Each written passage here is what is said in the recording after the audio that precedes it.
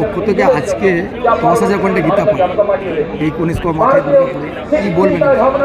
দেখুন, বলার একটাই আছে যে আমাদের এই প্রয়াস সকল হিন্দু সনাতন ধর্মকে জাগৃত করার জন্য আমরা চেষ্টা করেছি যে 10 লক্ষ কণ্ঠে যাতে আজকে মানুষ গীতা পাঠ করতে পারে। আমরা এর জন্য এই আয়োজন রেখেছি।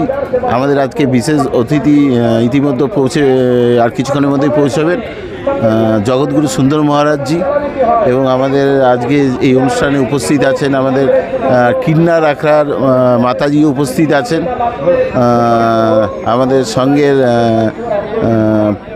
সম্পর্ক প্রমুখ আছেন বিদ্যুৎ মুখার্জি মহাশয়, আর এছাড়া সমাজের বিভিন্ন বিশিষ্ট ব্যক্তিরা তো উপস্থিত আছে, দেখতেই পাচ্ছেন।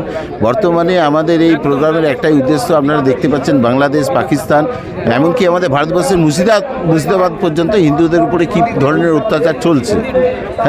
তো আমাদের এই কার্যক্রমের মাধ্যমে আমরা হিন্দুত্বকে এক করার চেষ্টা করছি। সনাতন ধর্মের যারা আছে তাদেরকে সবাইকে মিলিত করার চেষ্টা করেছি। আমরা চাইছি হিন্দু জাগ্রত হোক, হিন্দু যাতে নিজের ধর্মকে রক্ষা করতে পারে, তার জন্যই আমাদের এই প্রয়াস। তো আমাদের এই প্রয়াসের মধ্যে বিভিন্ন শুধু আপনারা দেখতে পাচ্ছেন সমাজের বিশিষ্ট ব্যক্তিরাও এসছেন, এবং বিভিন্ন যে আমাদের মতভেদের মানুষ যারা আছেন বা বিভিন্ন দলের মানুষ যারা আছেন, তারাও আজকে আমাদের সঙ্গে সহযোগিতা করেছেন এবং তারাও এসছেন।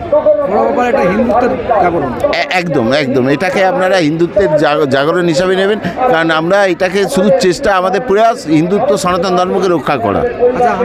কারণ আমাদের এই কার্যক্রম শুধু দুর্গাপুরে নয়, পুরো পশ্চিমবঙ্গেই হচ্ছে। অলরেডি দুর্গাপুরে 7 জায়গাতে মানে 6 নম্বর জায়গায় হয়েছে, আজ এটা নিয়ে 7 নম্বর জায়গায় হচ্ছে। তো আমরা হিন্দুত্ব মানে সনাতন ধর্মের মানুষের কাছে সাড়া পাচ্ছি এবং তাদের মধ্যেও একটা জাগৃত ভাব এসছে। মঞ্চে একজন নবীন সন্ন্যাসী বলছিলেন যে আইনের ধারা চেঞ্জ করার কথা, আপনি যেটা বলছেন গুরুকুল সিস্টেমের কথা, দেখুন, গুরুকুল তো হওয়া উচিত আমার মনে হয়। কারণ আমরা আজ থেকে যদি 100 বছর আগে বা 150 বছর আগে ফিরে যাই, তখনও গুরুকুল প্রথা ছিল।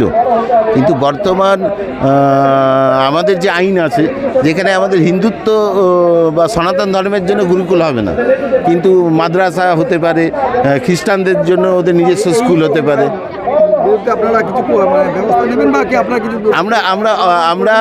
আমরা ব্যবস্থা নিয়েছি অলরেডি, আমাদের অলরেডি কথাবার্তা চলছে।